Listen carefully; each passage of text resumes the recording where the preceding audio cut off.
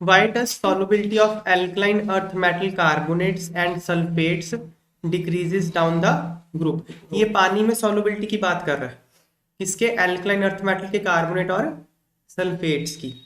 solubility के बारे में एक आप लाइन लिख लीजिए, आपको बाकी में काम आएगी। लिखो ऑक्सलेट्स, हाइड्रोक्साइड्स और फ्लोराइड्स,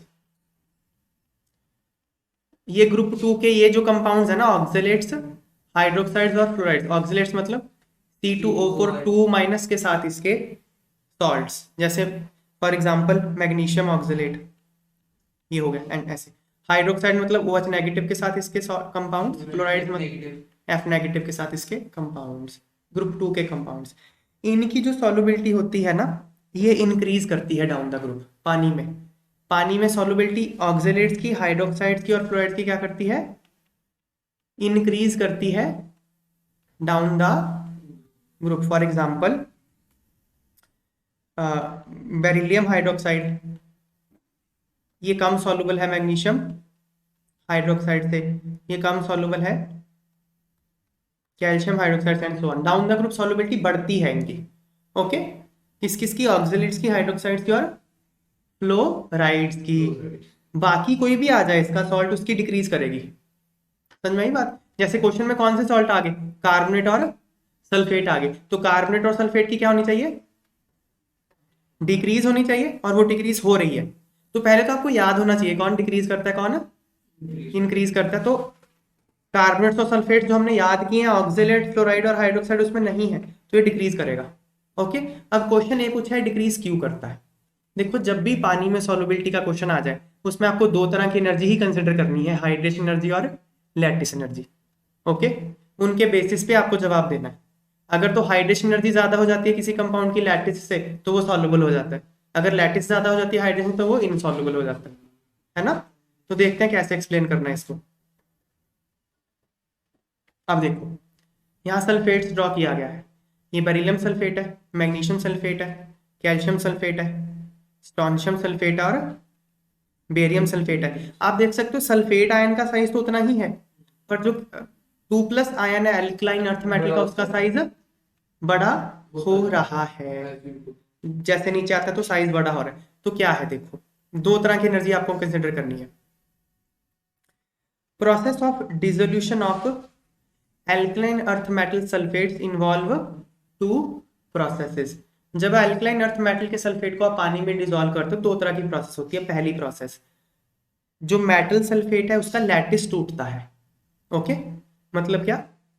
मेटल सल्फेट सॉलिड है, उसका M2+ अलग हो जाएगा, सल्फेट अलग हो जाएगा, गैस बन जाएंगे, दोनों दोनों आयन आपस में अलग हो गए। दिस इज लाइक, जैसे इसको देख लो, बेरियम 2+ और सल्फेट माइनस है, इसको यहाँ दूर करना, यहाँ दूर करना है इसको, तो दूर दूर लेके जाना है, आपको एनर्जी सप्लाई करनी पड़ेगी ना, लैटिस तोड़ना पड़ेगा इसका, यहाँ पे एनर्जी सप्लाई होती है। अब ये लैटिस एनर्जी किस पे डिपेंड करती है? कि इन दोनों में कितनी ज्यादा फोर्स है, इन दोनों में कितनी ज्यादा अट्रैक्शन है। इन दोनों में अट्रैक्शन किस बात पे डिपेंड करती है? Force of attraction is proportional to Q1 Q2 by R²। जितना इन दोनों पे चार्ज है डिवाइड बाय डिस्टेंस का स्क्वायर। देखो आप ये कह सकते हैं जितना बड़ा होगा उतनी फोर्स का हो। हाँ, जैसे इन दोनों को कंपेयर करो, मैग्नीशियम और इसका डिस्टेंस कितना है, सपोज R1 है ना। इसका देखो, बेरियम और सल्फेट में ये डिस्टेंस कितना हो गया, R2। तो डिस्टेंस R2 बड़ा हो गया ना, तो डिस्टेंस ज्यादा होने से F is inversely proportional to R²। तो अगर डिस्टेंस ज्यादा हो तो इनमें फोर्स ऑफ अट्रैक्शन कम होगा।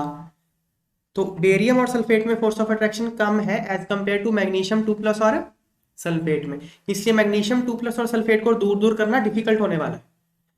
समझ में आई बात है? जितनी फोर्स ऑफ अट्रैक्शन ज्यादा होती है, लैटिस एनर्जी उतनी ही ज्यादा होगी। और फोर्स ऑफ लैटिस एनर्जी कब ज्यादा होगी? जब रेडियस कम होगा। समझ में आई बात है? हालांकि ये डायरेक्ट एनर्जी का फॉर्मूला भी आएगा आपको क्लास 12 में। लैटिस एनर्जी किसके प्रोपोर्शनल होती है? Charge on cation multiplied by charge on anion divide by bond length. Bond length जितनी कम, लैटिस एनर्जी उतनी ज्यादा। अब नीचे आने पे बॉन्ड लेंथ तो बढ़ रही है, तो लैटिस एनर्जी कम हो रही है। तो नीचे आने पे लैटिस तोड़ना आसान हो रहा है। दैट मीन्स सॉल्युबिलिटी का फेवरेबल फैक्टर है ये। समझ में आ रही है बात? यहाँ पे लिखा है देखो,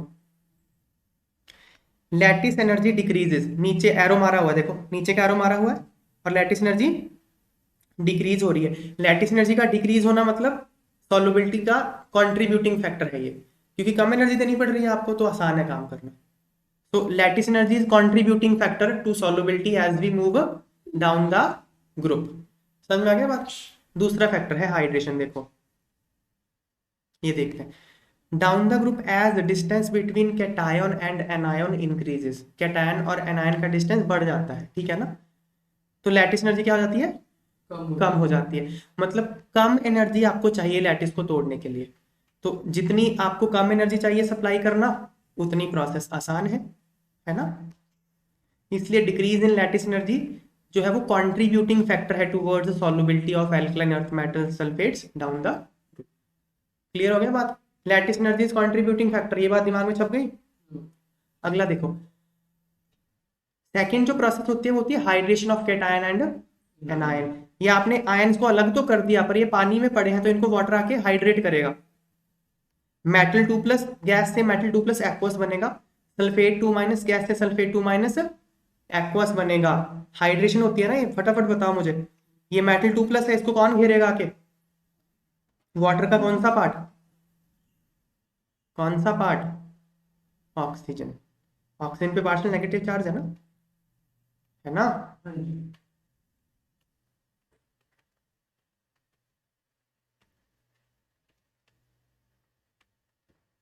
ना? तो ऑक्सीजन इसको सराउंड करेगा। This is just like mini bond formations, इसको बोलते हैं हाइड्रेशन। इस केस में एनर्जी रिलीज होती है। ऐसे ही सल्फेट नेगेटिव आयन है, इसको कौन सराउंड करेगा? H, क्योंकि H पे पार्शियल पॉजिटिव चार्ज है। Yes no? बताया करो ना ये। तो हाइड्रेट हो गए, इस केस में एनर्जी रिलीज होगी। अब सल्फेट तो हर में कॉमन ही है इन सब में, तो सल्फेट से रिलीज होने वाली हाइड्रेशन एनर्जी तो सब में कॉमन फैक्टर ही आ गया। बाकी बचा मेटल आयन। मेटल आयन में beryllium 2+, magnesium 2+, calcium 2+। Down the group metal ion का साइज बड़ा होता है, तो हाइड्रेशन एनर्जी कम हो जाएगी, क्योंकि चार्ज डेंसिटी कम हो जाएगी। तो ऊपर वाले की हाइड्रेशन एनर्जी ज्यादा है, मतलब हाइड्रेशन एनर्जी नीचे आने पे कम हो रही है। ये फैक्टर कंट्रीब्यूट नहीं करता, अपोज करता है डाउन द ग्रुप, क्योंकि आपको चाहिए ज्यादा एनर्जी रिलीज हो, और नीचे आने पे साइज बड़ा होने के कारण, चार्ज डेंसिटी कम होने के कारण हाइड्रेशन एनर्जी कम रिलीज हो रही है। तो हाइड्रेशन एनर्जी अपोजिंग फैक्टर है सॉल्युबिलिटी का। समझ में आई बात? Down the group charge on cation तो सेम है, पर रेडियस ऑफ कैटायन बढ़ जाता है, इसलिए चार्ज डेंसिटी क्या हो जाती है? कम हो जाती है। इससे क्या होता है? हाइड्रेशन कम हो जाती है, कम एनर्जी रिलीज होती है। जितनी एनर्जी कम रिलीज होगी, रिएक्शन की होने की फेवरेबिलिटी उतनी ही कम हो जाएगी, बिकॉज रिएक्शन तब फेवरेबल होती है जब एनर्जी रिलीज हो। इसलिए जो decrease in hydration energy factor है वो contributes to decrease in solubility down the group। Down the group solubility को वो कम कर देता है। देखो, hydration energy decreases which contributes to decrease in solubility. तो हाइड्रेशन जो है वो बोल रहा है डिक्रीज हो जा, लैटिस बोल रही है कि तू इंक्रीज हो जा सॉल्युबिलिटी को, ठीक है ना?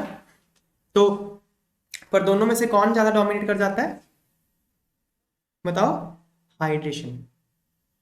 देखो डोमिनेट कौन करेगा? हाइड्रेशन करेगा, लैटिस करेगा, तो एक्सपेरिमेंटली पता चलेगा। तो ये पता चलता है कि सल्फेट्स के केस में हाइड्रेशन डोमिनेटिंग फैक्टर है, इसलिए डिक्रीज हो जाएगा।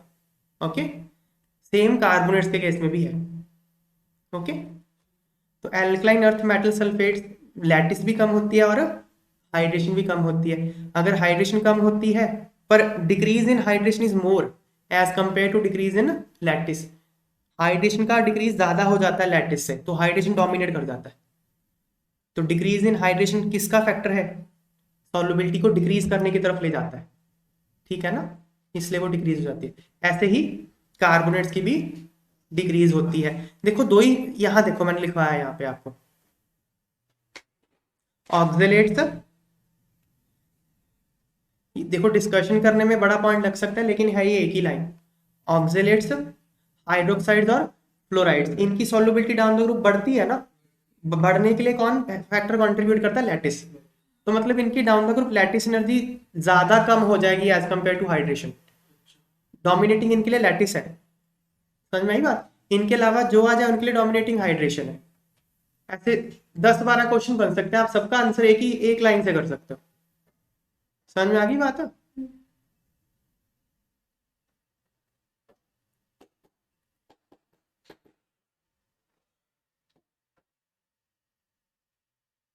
नेक्स्ट देखो, सॉल्युबिलिटी के कोई भी क्वेश्चन आ जाए आपको हाइड्रेशन और लैटिस से ही डील करना है। सेकंड क्वेश्चन देखो सिमिलर है। How would you explain the following observations. ये जो ऑब्जर्वेशंस है इनको आप कैसे एक्सप्लेन करते हो। बेरिलियम ऑक्साइड ऑलमोस्ट इनसॉल्युबल है और बेरिलियम सल्फेट सॉल्युबल है वाटर में। फिर बेरियम ऑक्साइड सॉल्युबल है पर बेरियम सल्फेट इनसॉल्युबल है। अब देखो जो सॉल्युबल है ना उसकी हाइड्रेशन ज्यादा होगी लैटिस से। जो इनसॉल्युबल है, देखो लैटिस में आपको एनर्जी सप्लाई करनी पड़ती है, हाइड्रेशन में एनर्जी रिलीज होती है। कोई भी प्रोसेस तब फेवरेबल होगी जब एनर्जी रिलीज ज्यादा होगी। तो सॉल्युबल हो रहा है मतलब हाइड्रेशन ज्यादा है, इनसॉल्युबल है मतलब लैटिस ज्यादा है। सिंपल बात है, कंपाउंड का नाम बदलते रहो उससे क्या होगा। समझ में आई बात। देखो तो एक्सप्लेन कैसे करना है वो देखते हैं। वो तो आपके बैक ऑफ माइंड मैंने एक लाइन में बताया, एक्सप्लेन कैसे करना है देखो। तो पहले हम फर्स्ट पार्ट को टेकअप करते हैं।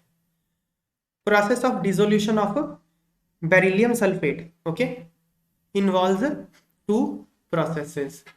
कौन सी है। पहला प्रोसेस क्या होगा, बेरिलियम सल्फेट का लैटिस ब्रेकडाउन होगा। बेरिलियम सल्फेट सॉलिड से आप इनके आयन्स को अलग करोगे, बेरिलियम 2+ आयन गैस और सल्फेट आयन गैस, करेक्ट। इसमें लैटिस एनर्जी सप्लाई करनी पड़ेगी, this process is endothermic, supply करनी पड़ेगी एनर्जी। समझ में आ रही है बातें। सेकंड प्रोसेस क्या है, hydration of cation and anion. ये जो बेरिलियम 2+ गैस और सल्फेट 2- गैस बने हैं इनको वाटर आके सराउंड करेगा, हाइड्रेट करेगा, गैस से एक्वस बन जाएंगे ये। यहाँ पे एनर्जी क्या होती है, रिलीज होती है, तो एक्सोथर्मिक है ये। बेरिलियम सल्फेट में क्या होता है, जो आपको यहाँ लैटिस एनर्जी चाहिए that is balanced bye hydration energy. यहाँ पे जो रिलीज हो रही है इसको सेटिस्फाई कर रही है, इसलिए सॉल्युबल हो जाता है। बिकॉज कोई भी प्रोसेस तब होगी, एनी प्रोसेस तब होती है जब उसमें एनर्जी रिलीज हो, सप्लाई ना करनी पड़े आपको। समझ में आ गई बात। तो इसकी हाइड्रेशन एनर्जी उसको बैलेंस कर देती है लैटिस एनर्जी को, तो ये सॉल्युबल हो जाता है। आगे बेरिलियम ऑक्साइड में भी जो ऊपर वाले दो प्रोसेस हैं सेम ही होते हैं, पहले इसका लैटिस टूटेगा फिर वो हाइड्रेट होंगे आयन। पर बेरिलियम ऑक्साइड में जो लैटिस एनर्जी चाहिए तोड़ने के लिए वो बैलेंस नहीं होती हाइड्रेशन एनर्जी से, इसलिए बेरिलियम ऑक्साइड पानी में इनसॉल्युबल होता है। ओके नाउ फर्स्ट पार्ट हमने आंसर कर दिया। सेकंड था बेरियम का ऑक्साइड और बेरियम का सल्फेट। बेरियम का ऑक्साइड क्या है, उसमें जो लैटिस एनर्जी तोड़ने के लिए चाहिए वो हाइड्रेशन द्वारा बैलेंस कर ली जाती है, इसलिए बेरियम ऑक्साइड सॉल्युबल है। बेरियम सल्फेट इनसॉल्युबल है। बेरियम सल्फेट अगर इनसॉल्युबल है मतलब लैटिस एनर्जी जो चाहिए वो हाइड्रेशन द्वारा बैलेंस नहीं करी जा सकती, इसलिए वो इनसॉल्युबल है।